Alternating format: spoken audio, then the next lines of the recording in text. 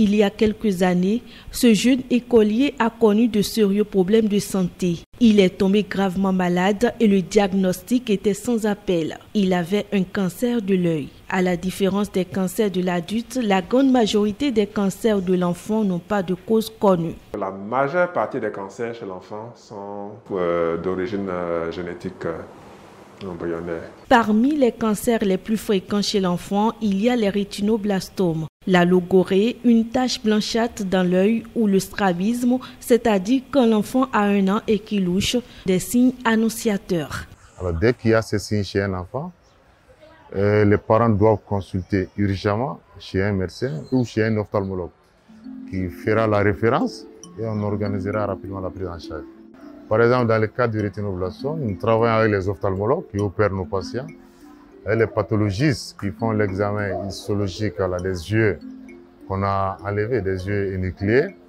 Nous travaillons avec les ocularistes qui fabriquent les prothèses. Ça, c'est très important à souligner, parce que sans toute cette équipe, on n'arriverait pas à bout de cette tunnel. La prise en charge des cancers de l'enfant est une réalité au Bénin, ceci grâce à la Fondation Claudine Talon qui a construit et mis en service en juin 2022 le centre médical public dédié au traitement des cancers de l'enfant à Porte-Novo au sein du centre hospitalier universitaire départemental de Lomé et du Plateau.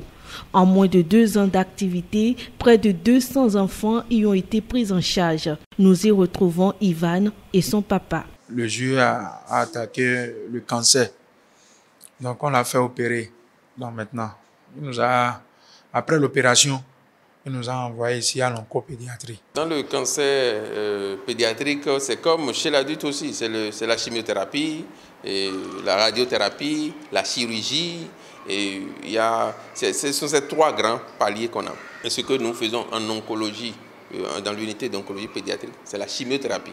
La chimiothérapie, elle est transversale. C'est surtout ça qui est au premier plan.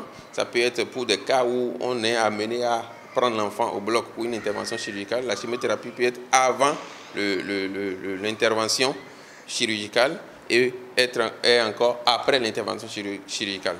Par cancer de l'enfant, on entend toute affection maligne survenant chez l'enfant avant ses 18 ans. Ces cancers sont rares et représentent moins de 5% de l'ensemble des cas de cancer selon l'OMS.